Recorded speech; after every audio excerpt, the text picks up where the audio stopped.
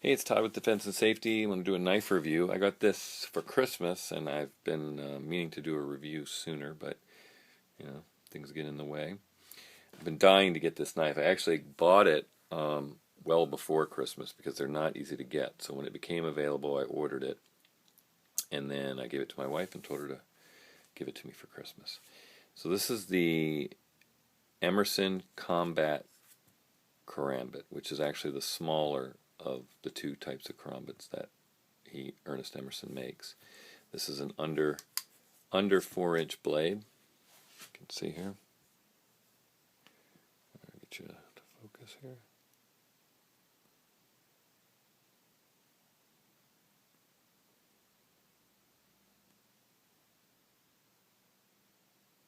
Here you can see it. Made in 2011. You can see it's a nice curved edge, and this is the typical chisel edge. So on the other side, you really don't. It's not sharpened on this edge. It's just where the burr is rolled off. So this is a interesting knife design.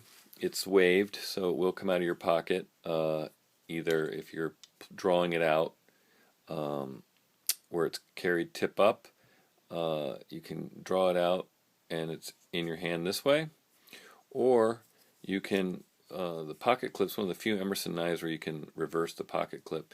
You can draw it out forward, and then you've got a nice impact as well as a slashing type of weapon. Now, most karambits that are fixed blade are actually sharpened on this side as well. So when holding a knife like this, you can come forward with it and cut with a downward slash as well as the upward slash. But this is not designed that way. I feel it's a better knife to use this way. And you kind of think of it as a tiger or bear claw, and how a bear or tiger would come at you with its paw and with its claws out and kind of slash at you. The knife, works well in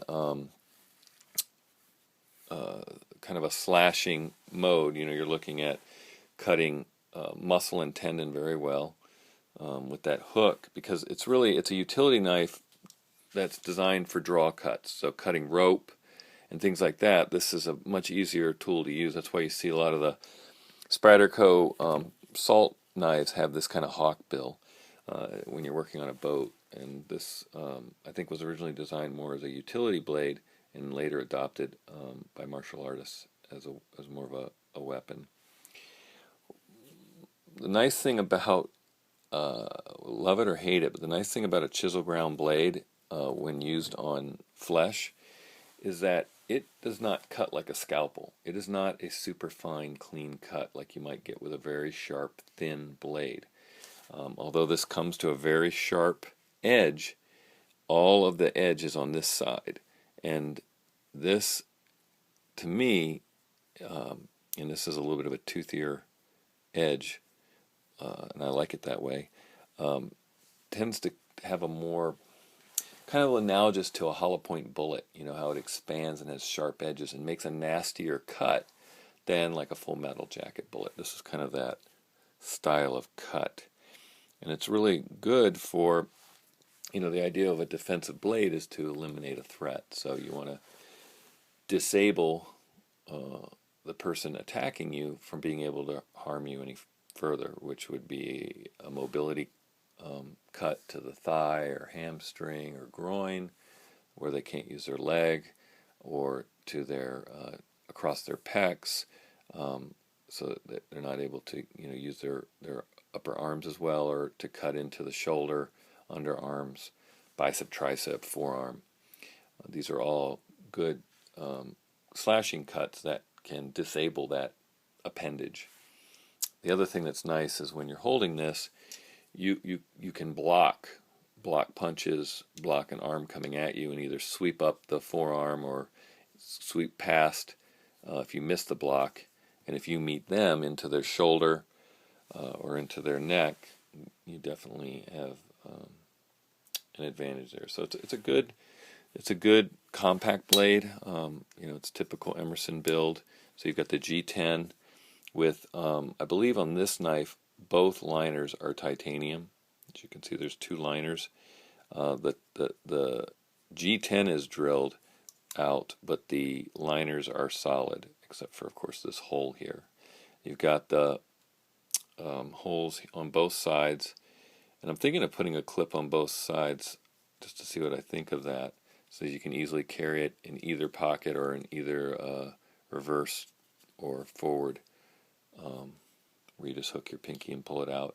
I've also noticed when it's in my pocket, obviously this sticks up a little bit, and you can actually hook your your index finger when it's in your pocket like this. You can actually bring your finger like that and whip this knife out, and you've got it, in your hand. So you can get it out of your pocket even in the normal carry position where it would come out this way. It's very smooth. I did take it apart right when I got it, cleaned this whole pivot area, the bushings, and the blade, and then re-oiled it with the what I really like is the Spyderco Blue Lube, or Benchmade Blue Lube. It's really light, clean feeling, and I think with any blade that is coated like this black coating, I've noticed they all need a little bit of more break-in till they become smooth. This is very smooth now. You can't even hear it. Feels good in the hand. It's got some jimping here and up the wave. That's the only jimping. It's got good finger cutouts here. Nice thing is, once this is in your hand, it's not going to come out of your hand. You're not going to lose it. It's in there. And I've been really happy with carrying it. This again is made out of 154 cm, as all Emerson knives are. Again, they all come with the year that they were manufactured. So this says 2011 Karambit. Has some patents. This is 7212 is the serial number on it. So as you can tell, he's made quite a few of these. But with most Emerson knives, they're made in batches. So they have the blades made and everything else, and then they assemble them in the shop. So they kind of have runs on, okay, these knives are available again. And so this knife came out, and I haven't seen it available again since. But it came, extremely sharp. This tip is sick. Look at that tip. I can get it to focus again. That tip is not focusing here. Let me just... There you can see that tip is sick. And it's not weak feeling at all. That chisel grind does stay fairly thick right up until the tip. But I love it. I like Emerson knives. I know there's some people that maybe don't appreciate them as much, but I really like them. And this is my second, and I'm getting ready to get a third. So you guys will see that one when I do a review later in February. But I just thought I'd go ahead and give you guys a quick overview of this. Like I said, I have been carrying it on and off. I really do like it. The other benefit to this knife is if you carry a handgun, and in particular if you're ever doing open carry, I strongly suggest a weak side or a non-dominant side knife, because if someone ever goes for your gun, whether it's already in your hand or it's in your holster, you're going to be worrying about retaining that, and the easiest way to get somebody off of you that is trying to take your gun is to cut them off. And so if you have this, you can just draw it out with if you're right-handed, with your left hand, or like me, I'm left-handed, you can draw this out with your right hand, and you could even bring this out, in this mode and, come out. And obviously they got bigger problems to deal with now. So a lot of police officers will carry something like a karambit on their weak side, or a small fixed blade. Cold Steel makes a few kind of angled blades, but it's certainly something to consider. At the end of the day, carrying a gun has a lot of responsibilities, and probably the biggest is, when you use it, But the second is if someone were ever to try to take it off of you, the mere fact that they're trying to do that is use of deadly force in my book. If they're trying to take a gun away from me, that means they're trying to kill me. They're trying to gain control of a weapon that is mine, and so you definitely want to put a stop to that. All right, well, I just wanted to give you guys a quick review of this. Love to hear your thoughts on it. If you have one or you have a different brand, there's some other ones out there. And then please, if you like my channel, subscribe. And thanks for watching.